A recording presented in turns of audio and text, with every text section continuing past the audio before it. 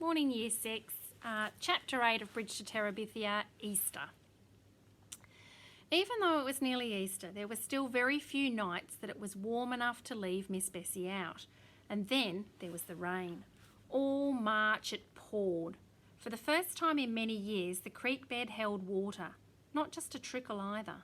Enough so that when they swung across, it was a little scary looking down at the rushing water below. Jess took Prince Terrian across inside his jacket, but the puppy was growing so fast he might pop the zipper at any time and fall into the water and drown.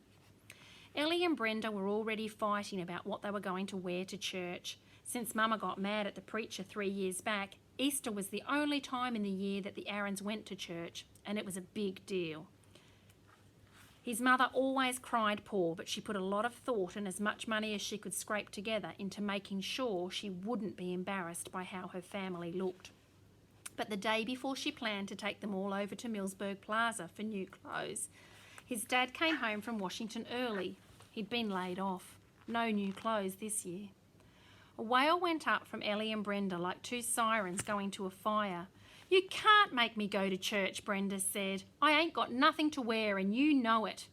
"Just 'cause you're too fat," Maybelle muttered. "Did you hear what she said, Mama? I'm going to kill that kid." "Brenda, will you shut your mouth?" his mother said sharply. Then more wearily, "Oh, we got a lot more than Easter clothes to worry about." His dad got up noisily and poured himself a cup of black coffee from the pot on the back of the stove. Why can't we charge some things?" Ellie said in her wheedling voice. Brenda burst in. "Do you know what some people do? They charge something and wear it, and then they take it back and say it didn't fit or something. The stores don't give them no trouble." Her father turned in a kind of roar. "I never heard such a fool thing in my life. Didn't you hear your mother tell you to shut your mouth, girl?" Brenda stopped talking, but she popped her gum as loudly as she could, just to prove she wasn't going to be put down. Jess was glad to escape to the shed and the complacent company of Miss Bessie. There was a knock. "Jess? Leslie, come on in." She looked first and then sat on the floor near his stool. "What's new?" "Lord, don't ask." He tugged the teats rhythmically and listened to the plink, plink, plink in the bottom of the pail. "That bad, huh? My dad's got laid off and Brenda and Ellie are fit to fry because they can't have new clothes for Easter." "Gee, I'm sorry about your dad, I mean." Jess grinned. "Yeah, I ain't too worried about those girls. If I know them, they'll trick new clothes out of somebody. It'd make you throw up to see how these girls make a spectacle of themselves in church." "I never knew you went to church." "Just Easter." He concentrated on the warm udders. "I guess you think that's dumb or something." She didn't answer for a minute. "I was thinking I'd like to go." He stopped milking. "I don't understand you sometimes, Leslie." "Well, I've never been to a church before. It would be a new experience for me." He went back to work. "You'd hate it." "Why?" "It's boring." "Well, I'd just like to see for myself. Do you think your parents would let me go with you?" "You can't wear pants." "I've got some dresses, Jess Aarons. Would wonders never cease?" "Here," he said, "open your mouth." "Why?" "Just open your mouth." For once she obeyed and he sent a stream of warm milk straight into it. "Jess Aarons!" The name was garbled and the milk dribbled down her chin as she spoke. "Don't open your mouth now. You're wasting good milk." Leslie started to giggle, choking and coughing. "Now if I could just learn to pitch a baseball that straight. Let me try again." Leslie controlled her giggle, closed her eyes and solemnly opened her mouth. But now Jess was giggling so that he couldn't keep his hand steady. "You dunce, you got me right in the ear." Leslie hunched up her shoulder and rubbed her ear with the sleeve of her sweatshirt. She collapsed into giggles again. "I'd be obliged if you'd finish milking and come on back to the house." His dad was standing right there at the door. "I guess I'd better go," said Leslie quietly. She got up and went to the door. "Excuse me." His dad moved aside to let her pass. Jess waited for him to say something more, but he just stood there for a few minutes and then turned and went out. Ellie said she would go to church if Mama would let her wear the see-through blouse, and Brenda would go if she at least got a new skirt. In the end, everyone got something new except Jess and his dad, neither of whom cared. but Jess got the idea it might give him a little bargaining power with his mother. "Since I ain't getting anything new, could Leslie go to church with us?" That girl? He could see his mother rooting around in her head for a good reason to say no. "She don't dress right." "Mama," his voice sounded as prissy as Ellie's, "Leslie's got dresses. She's got hundreds of them." His mother's thin face drooped. She bit the outside of her bottom lip in a way Joyce Ann sometimes did, and spoke so softly Jess could hardly hear her. "I don't want no one poking up their nose at my family." Jess wanted to put his arm around her the way he put it around Maybelle when she was in need of comfort. "She don't poke her nose up at you, Mama. Honest."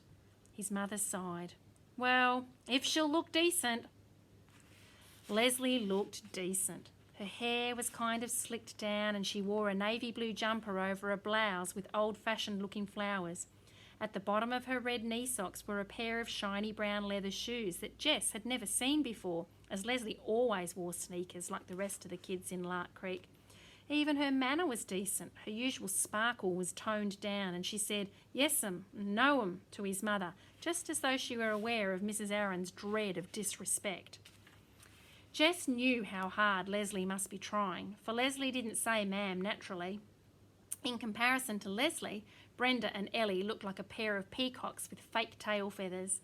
They both insisted on riding in the front of the pickup with their parents, which was some kind of squeeze, with Brenda's shape to consider. Jess and Leslie and the little girls climbed happily into the back and sat down on the old sacks his dad had put against the cab. The sun wasn't exactly shining, but it was the first day in so long that the rain wasn't actually coming down, that they sang "Oh Lord, what a morning," "Ah, lovely meadows," and sing a song that Miss Edmonds had taught them, and even Jingle Bells for Joyce Ann. The wind carried their voices away from them. It made the music seem mysterious, which filled Jess with a feeling of power over the hills rolling out from behind the truck. The ride was much too short, especially for Joyce Ann, who began to cry because the arrival interrupted the first verse of "Santa Claus is Coming to Town," which, after Jingle Bells, was her favourite song. Jess tickled her to get her giggling again, so that when the four of them clambered down over the tailgate, they were flush-faced and happy once more. They were a little late, which didn't bother Ellie and Brenda, for it meant that they got to flounce down the entire length of the aisle to the first pew, making sure that every eye in the church was on them and every expression of every eye a jealous one. Lord, they were disgusting, and his mother had been scared Leslie might embarrass her. Jess hunched his shoulders and slunk into the pew after the string of womenfolk and just before his dad.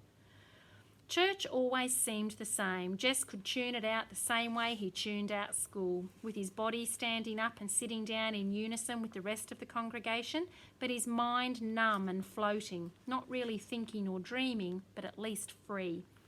Once or twice he was aware of being on his feet with the loud, not really tuneful singing all around him, and at the edge of his consciousness he could hear Leslie singing along and drowsily wondered why she'd bothered. The preacher had one of those tricky voices.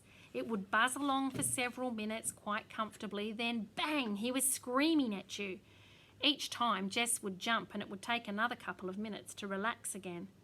Because he wasn't listening to the words, the man's red face with sweat pouring down seemed strangely out of place in the dull sanctuary. It was like Brenda throwing a tantrum over Joyce Ann touching her lipstick. It took a while to get Ellie and Brenda pulled away from the front yard of the church. Jess and Leslie went ahead and put the little girls in the back and settled down to wait. "Gee, I'm really glad I came." Jess turned to Leslie in unbelief. "It was better than a movie." "You're kidding." "No, I'm not." And she wasn't. He could tell by her face. "That whole Jesus thing is really interesting, isn't it?" "What do you mean?" "Well, all those people wanting to kill him when he hadn't done anything to hurt them," she hesitated. "It's really kind of a beautiful story, like Abraham Lincoln or Socrates or Aslan." "It ain't beautiful," Maybelle broke in. "It's scary, nailing holes right through somebody's hand." Maybelle's right. Jess reached down into the deepest pit of his mind. "It's because we're all vile sinners God made Jesus die." "Do you think that's true?" He was shocked. "It's in the Bible, Leslie." She looked at him as if she were going to argue, then seemed to change her mind.